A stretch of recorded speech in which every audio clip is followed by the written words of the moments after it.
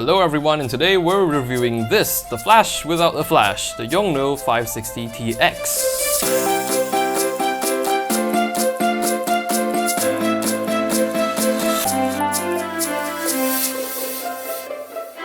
Alright, so this is the 560TX. It looks exactly like a Yongnuo 560 flash without the top bit, as you can see right here.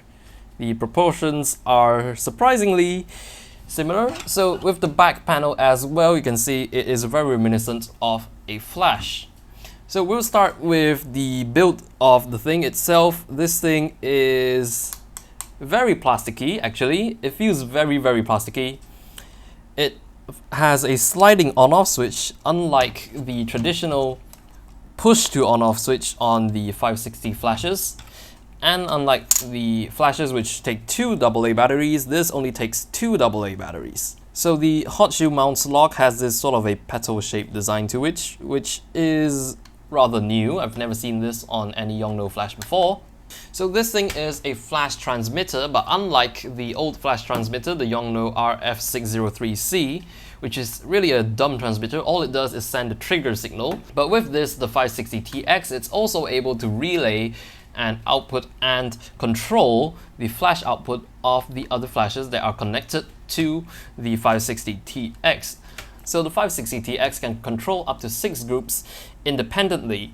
Now the Yongnuo 560 Mark IV flashes will be able to work with the 560TX right out of the box, but if you want a 560 Mark III to work with the 560TX, you're going to have to activate the Yongnuo 560 Mark III first. Now 560 Mark IVs are activated out of the box, so the activation process takes less than a minute. So all you have to do on the 560 Mark III to be able to use it with the 560TX is very simple. On the 560TX, all you have to do is press the zoom channel buttons and the Hertz function buttons at the same time, which is linked to this ACT annotation here. So when you press those two at the same time, you can see it says ACR on the 560TX.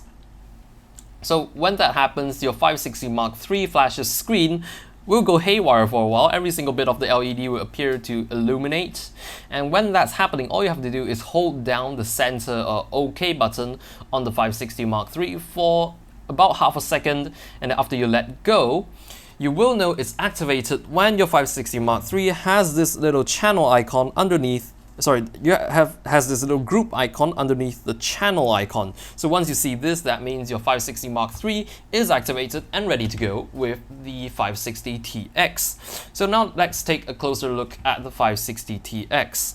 So you can assign a group on your 560 Mark III or Mark IV flashes in the group setting. So once you've assigned a group to that flash, all the settings that are applied to the group on the 560TX will be updated on the flash. So now, for example, I have everything on 1/16th power on the 560TX. This flash is now on group B, so I can joggle down to group B using this group /3 dots button here. So you can see the pointer on the left here. I'm cycling between groups A, B, and C. So if I want to change the the flash output on group B, I just go down to group B, and then I use the left and right keys or the up and down keys to change the flash output on that flash. As you can see, it's updating as I change it on the 560 flash. So this is a very neat feature because you can control up to 6 groups simultaneously and independently. So to go to groups D, E, and F, I just press and hold the group button, and I'm on group D, E, and F, and I press and hold again, and it goes back to A, B, and C. So before you use this, make sure you have the flash and the transmitter on the same channel and frequency, otherwise it will not work. So this can change the group of the the mode of the flash as well. So I can change it to multi-flash, and then I can also turn that group off. So when it's displaying these two hyphens, that means the entire group is inactive and will not fire. Sorry, that's my 560 Mark IV firing in the background. So one thing I've noticed, this is the same case as the transmitting system on the 560 Mark IV. When I change the setting on the 560 Mark III, which is my slave flash, you can see it's not really updating on my master controller, the 560TX. So right now, this is group B, although I've changed the flash output to 132 power on my slave flash, it's still on 1/128th power on the TX. So if I were to fire the TX using a camera, so I'll connect it to a camera hot shoe. Sorry, that was a misfire. Another misfire. Okay, so now I have it on my 650D. And when I proceed to trigger it, my 560 Mark III will trigger, but at 132 power. So as you can see, the setting is still at 1/128th power on the TX. So what I deduce on this is that when you are firing it from a hot shoe, it's only sending the trigger signal to your slave flashes. However, notice this though, when I press the test button, pay attention to the screen on the 560 Mark III, it is on 1/128th on the transmitter now. When I press the test, you will see my 560 Mark III actually update the info before firing the test shot. Now you can notice there is a slight delay between pressing the test button and then firing the 560 Mark III. I'm not sure if you can really see it on video here, but you can see there was definitely a very brief delay. Not a very huge delay, probably a few milliseconds, but what I deduce from this is when you press the test button or the test firing button on the 560TX, it first sends the synchronization signal to synchronize the data, the output values of all the flashes in all the groups, and then it sends the synchronization trigger signal. So that would explain the slight delay when pressing the test button.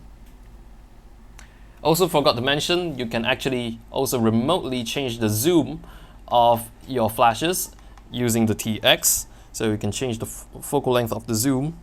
So on the side of the 560TX here, when you open the hatch, little hatch over here, you can see there is this little tiny port here. Now this is actually a shutter release cord. So the shutter release cable is not included with the 560TX, but it is included if you buy a Yongnuo RF603C set, or you can just pick one up from eBay or anything. So once you have that cord, you can actually connect it to the shutter release remote release cord on your Canon camera. Now the 560TX comes in Canon and Nikon mounts, so be sure to get the correct version for your camera. But basically, once you have that cable and you connect the 560TX to your camera, you can use a RF603C as a remote shutter release for your camera. So it is basically the same feature as the little shutter release cord here on the 603C. It's carried over to the 560TX. Now, I also forgot to mention that the 560TX will work as well with the RF603C system. So if you have a RF603C lying around, you can connect it to a non-Yongnuo 560 Mark III or Mark IV flash, and it will still receive the trigger signal from the TX to trigger that particular flash. Although do keep in mind, if you're using the 603C, you will not be able to change the flash output settings remotely using the TX. The 560TX's flash output remote triggering system is only compatible with 560 Mark IIIs and 560 Mark IVs.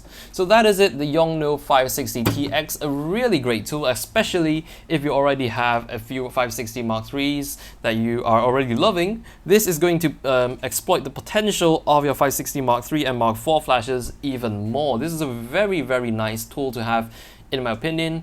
Very great if you're shooting events and you have flashes laid out all over the place. You can remotely select the output value of each group of flashes. So you can have up to 6 groups, which is probably more than you will ever need. So that is pretty much it about this Yongnuo 560TX, the manual flash controller, a very, very useful little tool. So thank you very much for watching. If you have any questions, any comments, just post them down in the comment section below. Again, thank you very much for watching, and I will see you in the next video.